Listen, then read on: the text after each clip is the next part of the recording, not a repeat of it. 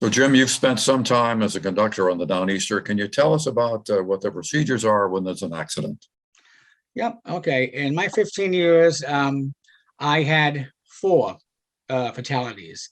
Three were suicides, and one was a very unobservant trespasser. And they're trespassers, is what they are. Trespasser on the tracks. When something like this happens, first thing you'll hear is the horn being laid on, for and not letting up on the horn. Whenever I would hear that, and I was told this by Peter McHugh, um, and my first year here was when you hear anything like that, the horn that shouldn't be there, sit down, and hang on to something. Then I'll hear the engineer release the air in the brakes, and you hear the air dump onto each car, and then the train begins a very quick deceleration.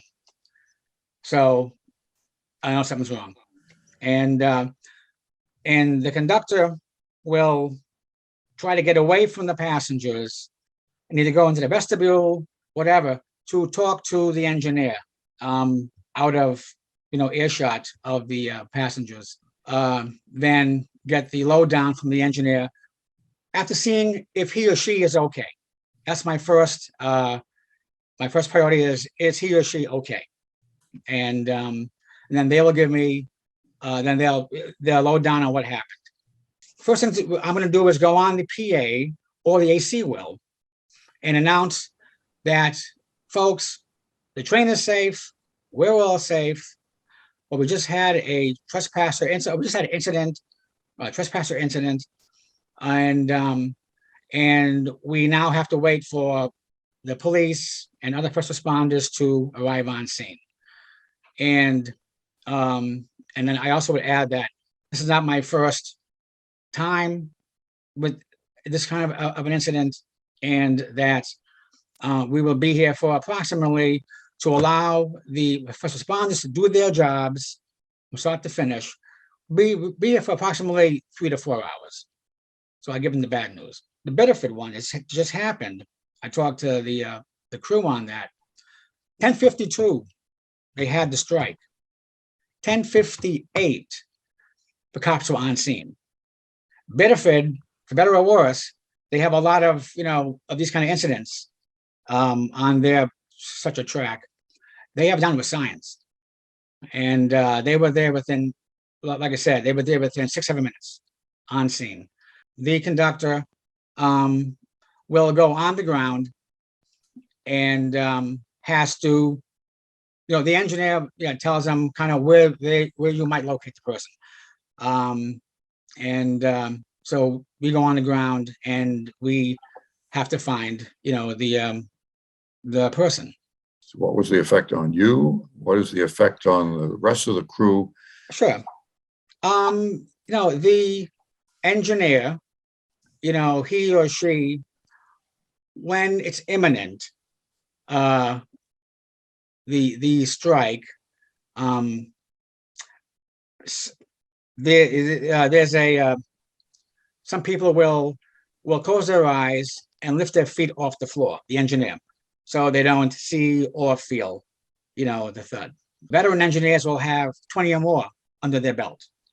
Peter McHugh told me on the average, it's around 17 to 20, during a 30-year career. So almost one every year. And so the engineer, he or she, well, the crew gets 3 days off. We see videos of engineers who have PTSD. I mean, and they've quit, Amtrak. They've resigned, and they've had enough, and so they went on video, and gave their testimonial, so. And yeah, it's just like you see like a Vietnam veteran, a war veteran, PTSD. The engineer, and it happened here on the Downeaster, the engineer can refuse, in the future, to operate that locomotive ever again.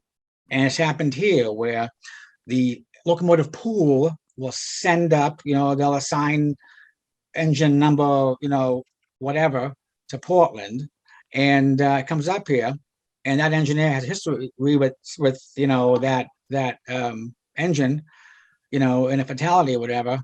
He or she has refused operating it, and so the engine will go back and they'll get a new one. But my nightmare was, and it never happened, thank God, was having an incident with innocence, with people who I almost took out two families. One family between Saco and Wells years ago was like fiddlehead picking or something along the right of way. And we nearly, wiped the whole family out on that one. And then another one was at Madbury in New Hampshire. And they wiped the family out. And the kid, when the parents scattered and were yelling, and the kid was yelling and screaming too, and he ran away, but he's running on the tracks. He didn't take a left or right turn on the tracks. And at the last second, he did, get off the track. And then we almost wiped out a bike club, bicyclists who were coming out of nowhere from behind an abutment, and when it was going to cross the track. And so that would have been my nightmare, was someone who's not suicidal, and we take them out, but it never happened to me. Thank you, Jim, for sharing your experience, insight, and concern. We're distraught that people decide that they're going to lay on the railroad tracks, rise up and hug each other just as the train hits them. But we're also concerned about the professionals who day in, day out keep the trains going. Oh yeah, and we know that it's part of the job. It comes with the territory, unfortunately. Yeah, but it's never easy,